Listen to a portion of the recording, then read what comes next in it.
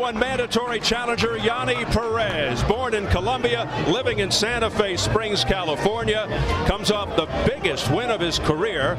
Down on the cards in round 12, he dramatically stopped the formidable Silence Mabuza on enemy ground in South Africa. Now, he handled the pressure of Mabuza, but tonight he steps up to a different level. Yeah, you know, he's fought all over the world in top amateur competitions during a long amateur career, and as you said, he got through the Mabuza fight on foreign soil, but there's always a question when a fighter is in his first title match. He calls this his dream come true. Keeping his poise in this match will help keep it a dream and not a nightmare. He's a little older than Agbeko, but only 19 pro fights to Agbeko's 28, but 247 amateur bouts, several national titles. Will that experience help Yanni Perez in his first world title shot and the biggest fight of his life? Perez believes the large 24-foot ring, by the way, will serve him better. He wants to fight outside, and he feels that the extra space will allow him to establish distance.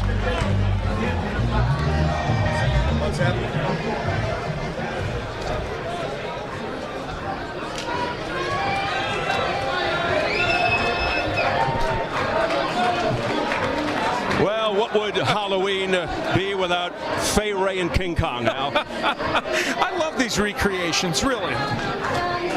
Joseph King Kong Agbeko with a Halloween-themed ring entrance, and perhaps fitting as he promises a very scary night for Yanni Perez. When Agbeko upset the feared Victor Chinian, he didn't just win, he beat him up. That performance vaulted Agbeko into boxing's global spotlight. Very hard to take this seriously, by the way. Where is Fay Ray when you need her? That's what I want to ask. I'm just forging ahead here. But tonight, of course, begs the question, what will he do for an encore? We shall see.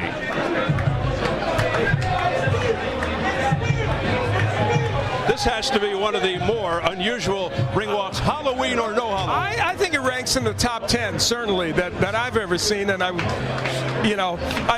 don't know. Not everyone may appreciate it. Well, he's a guy who brings a great spirit and passion to the sport, much like his idol and countryman, the great Azuma Nelson. And, he's got a good sense of humor. Joseph Agbeko, a long road from Accra, Ghana to the Bronx, New York. And of course, his name, needless to say, is King Kong, and that's the whole point of this.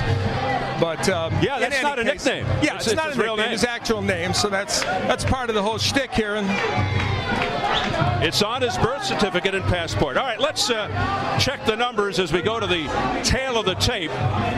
And of note here, height and reach advantage Perez, particularly the reach. Agbeko not used to that in his last few fights. And again, Al, the replay rule. For the first time ever anywhere here in Nevada, referee Robert Bird, you see him there, has the right to do a replay, an instant replay. If he stops a fight due to injury, he can review the replay to see if the injury was from a legal blow or a foul. He has that option to make sure he's made the right call, and he can reverse his decision or make one. And here is Joseph King Kong Agbeko sans mask. His only loss in 28 fights back in 2004, a majority decision to Vladimir Sidorenko. He's bounced back with 7 straight wins. So here at Treasure Island in Las Vegas, getting ready for our main event, Joseph King Kong Agbeko versus Yanni Perez for the IBF Bantamweight Championship. We are set for the official introductions from our ring announcer, the classy Jimmy Lennon Jr.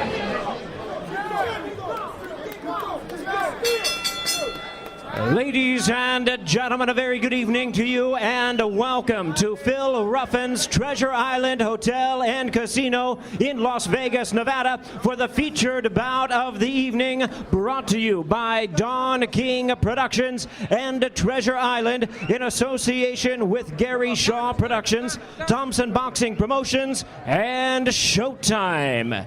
This bout is sanctioned by the IBF, President Marion Muhammad, Supervisor Mahassan Scott, along with the Nevada State Athletic Commission, the Chairman Bill Brady, Commissioners Kip Avancino Jr., John Bailey, TJ Day, and Pat Lundvall, with the Executive Director Keith Kaiser. Our physicians at ringside, Dr. Anthony Ruggiero, Dr. Stephen Brown, Dr. William Berliner, and Dr. Michael Gunter. Introducing our timekeepers at the bell, also keeping count of the knockdowns, we have Jim Cavan and Ernie Haurigi. Our three judges scoring this bout from ringside. From Bellevue, Washington, Barry Druxman. From Las Vegas, Nevada, Jerry Roth. And also from Las Vegas, Glenn Trowbridge. Introducing our referee in charge of this bout, he'll be giving instructions after the introductions from Las Vegas, Robert Bird. All right, fans, here we go with our main event of the evening.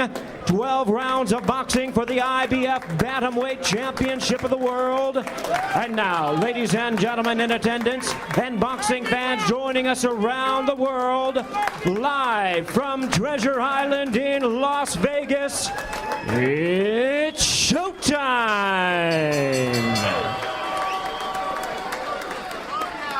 Introducing to you first, the challenger. On my left, fighting out of the blue corner. Wearing white trunks trimmed to the colors of the Colombian flag. He is fighting out of Santa Fe Springs, California, by way of Cartagena, Colombia.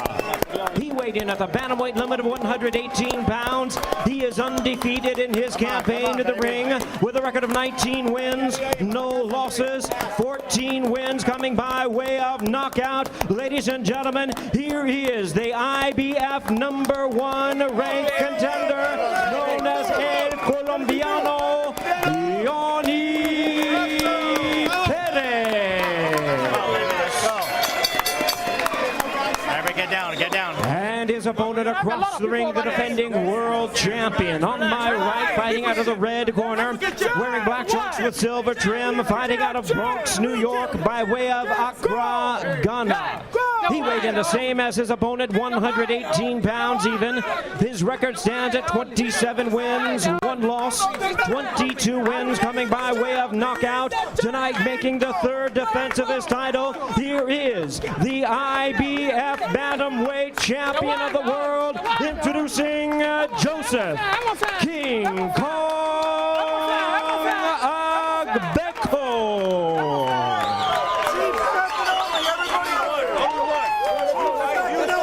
Once again, ladies and gentlemen, a referee in charge now to give instructions, Robert Bird.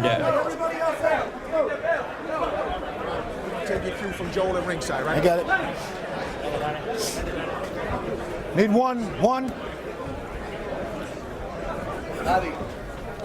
Okay, gentlemen, I gave you instructions in the dressing room. The only thing I'm going to remind you of now is when I say stop, when I habla pare, that's what I want you to do. Stop whatever you're doing, give me a clean break.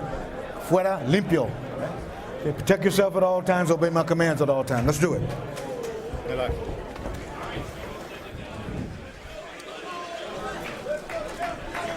As the fans gear up in the cozy ballroom at Treasure Island, the champion Joseph Agbeko, good slick boxer who can punch relentlessly. 22 of his 27 wins by KO. Confident that Perez will be knockout number 23. Perez, a tall bantamweight who can box or slug. 14 of his 19 wins by knockout. Major opportunity to make a huge statement with an upset tonight. Back up. And we might mention that while obviously they were trying to make a some kind of transition to the King Kong movie with that walk-in, there were certainly elements of that we understand could well be a bit offensive to folks, and the movie Halloween theme didn't quite play out as everyone would like it, in my opinion, and so clearly we want to point out that we were not a part of that. We were not a part of that walk-in, and that came from the promotional company. Stop. All right, round one scheduled for 12 for the IBF Bantamweight Championship. A quick early cautioning by Robert Bird about the heads. Joseph Agbeko, who does have a tendency to come in with his head, and the handlers of Yanni Perez, who also handled Victor Chinian, extremely concerned about that. Some pretty good action here at the outset as both are winging. Perez very different from Agbeko's recent opponents. As Al mentioned, he's the first righty Agbeko has fought in over 2 years. And Agbeko's last 3 opponents were straight-ahead brawlers. This guy, Perez, is a mobile counterpuncher. Yeah, the problem is he's not fighting that way. He is laying on the inside with Agbeko. He sometimes does that, does Yanni Perez. And when he does, it's not good for him. And in this fight, he cannot afford to stand there and wing right hands, I don't think, with Agbeko. You're right. He's fighting Agbeko's fight, which is what Agbeko wants, and that could be to the detriment of Perez. Now, differentiated from the first fight where DeMarco did exactly what was right for him and we didn't end up with such an exciting fight. This one is going to be exciting even if Yanni Perez is making a mistake. Yes, the elements of a very entertaining headline fight. Well, Perez handled the pressure of Silence Mabuza. Can he stand up to the stronger, tougher, more skilled Agbeko? Perez is bigger, he's busier than Darchinian was.